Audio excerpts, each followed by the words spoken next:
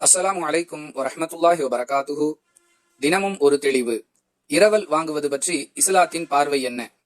இந்த சந்தேகத்திற்கான தெளிவை இன்ஷா அல்லாஹ் இந்த பதிவில் அறிந்து கொள்வோம்.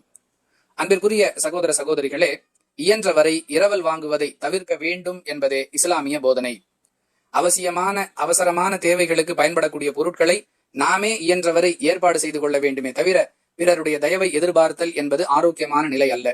நிர்பந்தமான சூழல், எதிர்பாராமல் ஏற்பட்ட நெருக்கடி, இது போன்ற சந்தர்ப்பங்களில் வேண்டுமானால் இதை மார்க்கம் அனுமதிக்குமே தவிர பிறர் தயவை எதிர்பார்ப்பதை விட்டும் விலகி அல்லாஹுவை மட்டுமே சார்ந்திருக்கக்கூடியவர்களாக நம்மை நாம் தயார்படுத்திக் கொள்ள வேண்டும்.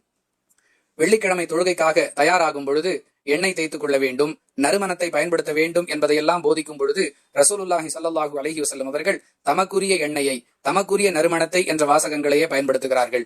இதுவெல்லாம் இரவல் வாங்காமல் இருப்பதே நல்லது என்பதை நமக்கு உணர்த்தக்கூடிய வாசகங்களாக இருக்கின்றன. குறிப்பாக வாகனம் விஷயத்தில் அதிகமான மக்கள் இந்த தவறு செய்கிறார்கள்.